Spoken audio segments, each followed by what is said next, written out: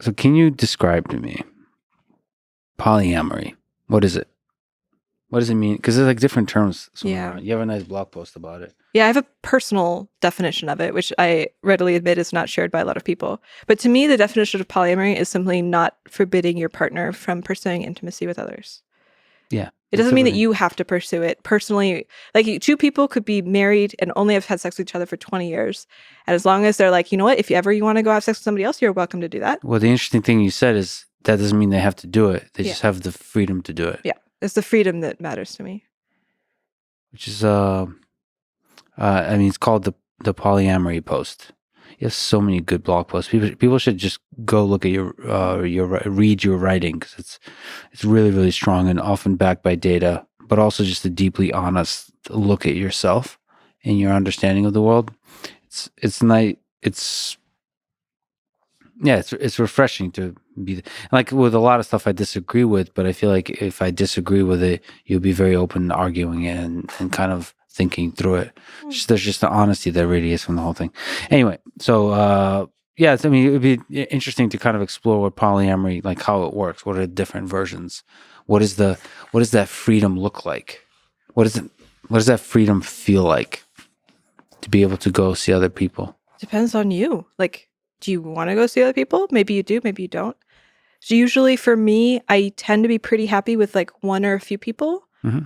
And then occasionally I like some novelty. So usually I'll go like I host orgies sometimes. So I'll host an orgy and then I'll go have sex with people at the orgy, and then that'll be good for the novelty for a while. Can I ask you about orgies? Yeah.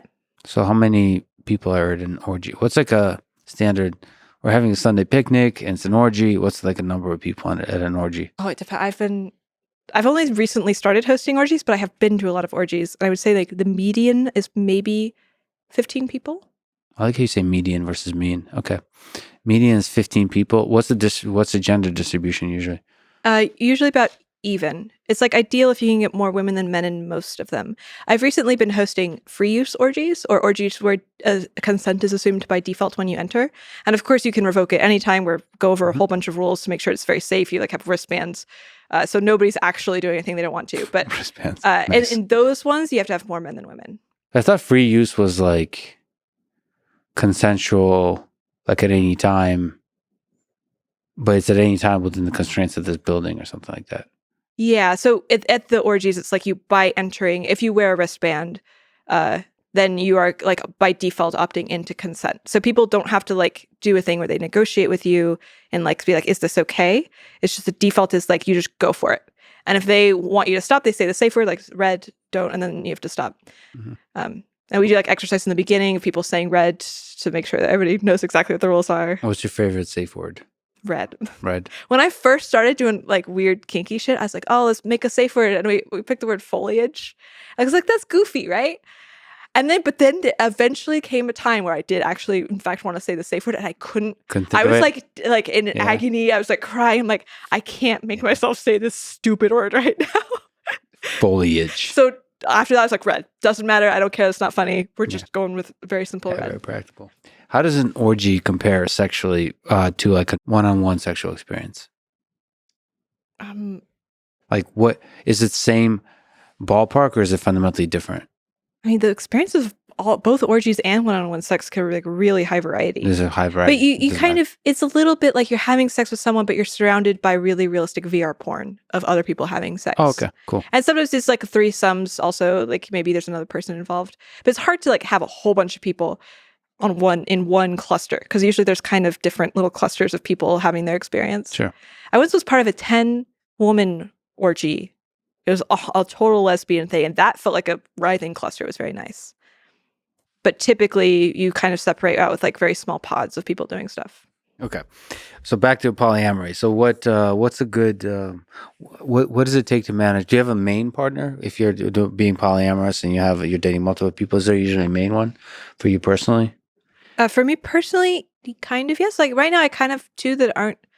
Like I see roughly around, for me, it's kind of just descriptive. Like if I just happen to be seeing you a lot more and I confide in you more, then you're descriptively my primary partner.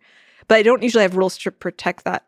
I'm down with rules to protect it if you're trying to build something. Like if I buy a house together, I'll be like, okay, we need to like whatever our relationship is, we have to do the thing where we're both paying the rent for the house or the mortgage or whatever. A lot of people do have primaries, so it's very common to have like prescriptive, like I'm gonna get married to you, and you're not allowed to like have anal sex with anybody else, that sort of thing. What about like the transparency and the communication they have to do? Yeah, I usually try to be super honest about it. Extremely, yeah. I mean, I've learned over time that like even if it seems like a very small thing, you talk about the small thing. Because often I would just sort of have like a small twitch in myself, like I don't know if I like that, but I'd be like, okay, this is really minor. It's probably nothing, and I don't. If I talk about it, it's gonna make it into a thing, and I just don't want to make it into a thing, you know. And I've come to realize that it's worth making it into a thing because I can't predict at the time if like the small feeling I have is going to grow. And then when I grow it, now it's like much more difficult to deal with. So now it's like any little bit of jealousy I have, immediately communicate it. I'm like, I'm a little jealous of you right now. I don't hold that in at all. I used to be kind of like, back when I first started being poly, I used to try to pretend that I was not a jealous person, and that backfired quite a lot. That's really interesting. So you do still feel jealousy. Oh yeah, definitely. And like and it's also interesting that you kind of recommend when there's a little bit of jealousy, like to bring that to the surface. Yeah, just like excessively communicate, even if it feels stupid. Like I feel like a cliche. I feel like a stupid therapist training video. Like I just feel ridiculous sometimes when I'm saying the things, but I've learned over time it's just important to just say the things. Because like, the traditional view of jealousy is exactly like you said. If you bring it up to the surface, like it's going to sound like you're overreacting to everything. Mm-hmm. But you're saying like still do it because you're basically, your brain blows stuff out of proportion. And it's good to like be going through it with a partner. Like I have a partner right now who's like dating this other girl, and he like really likes her, and he like went traveling with her and stuff. And I was like, I feel jealous about it, and I have to tell him that, and that way he can be with me in it. Mm-hmm. He holds me when I'm feeling jealous, and it's like a bonding experience, But it's important for me that like he's able to handle it. Like I try not to date people who really freak out when I have negative emotions, because I want to be able to express that I'm upset by something they're doing without it being taken as a demand that they change their behavior. Right. So he has to be able to skillfully handle that interaction. He has to be like, cool, all right, you're jealous. Like, I'm not going to freak out about it. I'm not going to change my behavior. I'm just going to be with you in that. We're going to sit in it together.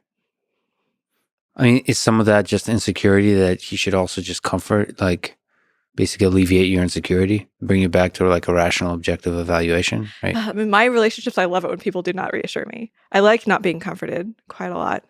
Okay. And so usually the people I date don't. I'm very gravitating. Like it's one of the things people do to make me fall in love with them is if I say something really like terrible, and they're just like, do not give me any comfort whatsoever. Like that's where my heart gets captured. So I typically am in relationships where I'm like, oh man, I'm so jealous. And they just like do not reassure me at all. And that's good because it doesn't give me an out. Like I have to deal with it myself. Right. Like they're maybe still it is there true to hear it. that the other woman is better than me. Like maybe that is an actual possible reality. And I don't want to be dealing with my life in a way where I'm like pretending like I'm only okay when that reality is not true. Would you like them to say that the other woman is better than you? Yeah. Or that if they feel that. Yeah. I mean, they should say it according to themselves. Like, oh, I prefer, like, I have a better time with her than I have with you. Then I would want to know that. Yeah. And even though that might be painful to hear. Yes. That which can be destroyed by the truth should be. That which can be destroyed by the truth. What is that? That your ego or something like that? Yeah, my ego. So your ego just generally grows, and you like the destruction of it. Yeah, it's like really so the process of truth. It's not like a fun experience. Like I've had like guys be like, "Well, you're not as pretty as I'd like," and I'm just like, "Oh, so stabbed to the heart." And but then also like, give me your number after. Yeah. Oh man, that's kind of beautiful.